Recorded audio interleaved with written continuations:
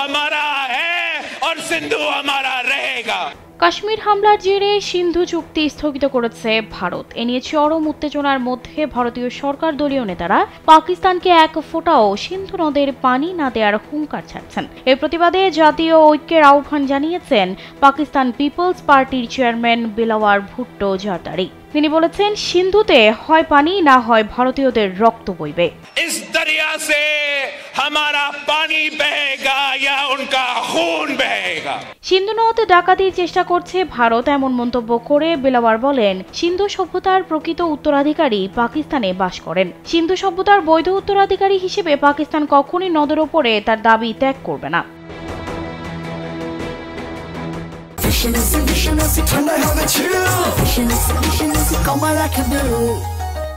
নয়াদিল্লি যখন ইসলামাবাদের বিরুদ্ধে উস্কানিমূলক বক্তব্য দিচ্ছে এবং ইসলামাবাদের দোরগোড়ায় যুদ্ধের ঢোল বাজাচ্ছে, তখন পাকিস্তান পিপলস পার্টি এই সমাবেশের আয়োজন করে। শুক্রবার এই সমাবেশ থেকে ভারতকে কঠোর বার্তা এবং দেশের রাজনৈতিক দলগুলোকে ঐক্যবদ্ধ থাকার আহ্বান জানানো হয়। দ্য এক্সপ্রেস ট্রিবিউনের এক প্রতিবেদনে জানা যায় এমন তথ্য।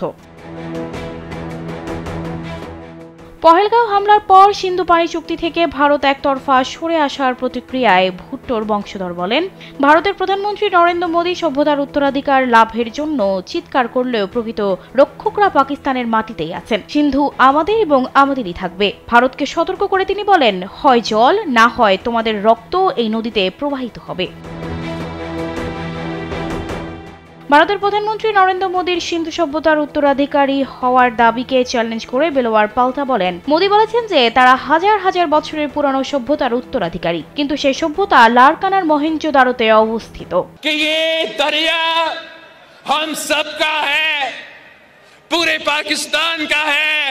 সানজিদা রহমান, কালবেলা। हमारा दुश्मन